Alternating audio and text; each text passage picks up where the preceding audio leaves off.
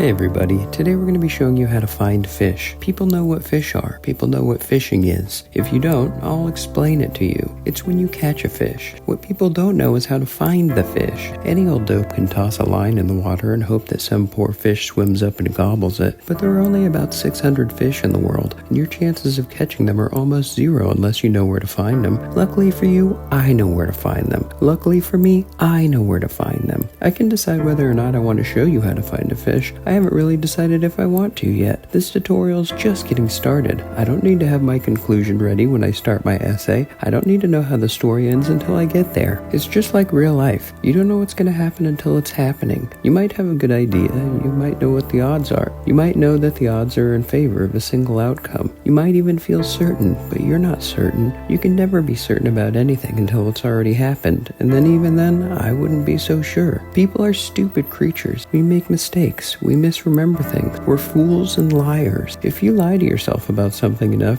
you start to believe the lie, and if you created the lie and you believe it, is it even really a lie anymore? I don't know, and I don't like to think too much about that stuff because it gives me a headache and diarrhea. But sometimes you've got to think about that stuff. Sometimes you've got to sit upon the porcelain throne and really get some good thinking time in. If you ask me, there's no better time to really ponder something than when you're emptying your guts into the forgiving mouth of the toilet. You're by yourself. You're in a small, quiet space. You can really disconnect from everything else and think really hard about anything you want to. If you really want to get some serious thinking done, I would recommend eating a big meal of something you know your body cannot handle. Maybe it's a dozen scrambled eggs. Maybe it's a half gallon of warm strawberry milk. Maybe it's a handful of uncooked bacon. I don't know. You know your body better than I do. Just follow your heart until you find a food or mixture of foods that will have you begging for mercy as you punish the outhouse. Once you've angered your guts to the point of eruption, head to the water closet and brace yourself for some intense waste disposal and some intense thinking and reflection. It's best if you do not take your phone or computer into the bathroom with you. You want to eliminate distractions. You want to create an environment where you can fully concentrate on thinking about life's most difficult problems. If you've got your phone with you and you're using it to find a potential mate for later that evening, there's no way you'll be able to use your brain to its full capacity. You'll be too busy judging strangers based solely on their appearance in under 1 second. But I read what they've written in their dating profiles. I'm not shallow, You say, and to that I reply, Give me a break. you don't read what they've written. You just look at their faces and the shape of their rumps and make a thoughtless decision whether or not you can see yourself rubbing your greasy body all over theirs. Disgusting. That is not what the bathroom's for. The bathroom is for emptying your colon into the gaping white maw of the latrine and really considering the complexities of what truth means. If you want to do online dating, save it for the drive-thru at Taco Bell. Do you get it? When you're in the drive-thru at Taco Bell, you're waiting in line, or online as some people say. Plus, the person who took your order had a really nice voice, and when you got to the window, you told them that, and they smiled, and you asked for extra mild sauce because the hot sauce gives you the runs, and they gave you an extra big handful, and then you asked for their telephone number, and they said they didn't have a telephone, but they gave you their address and told you to send them a letter sometime, and you promised you would, and you kissed their hand, and it was really wet and sour, and you drove home as quickly as you could and looked up their address, and it was the address of the state penitentiary, and you smiled and looked up the visiting hours and wrote them down in your notebook and made a plan to visit them as quickly as you could.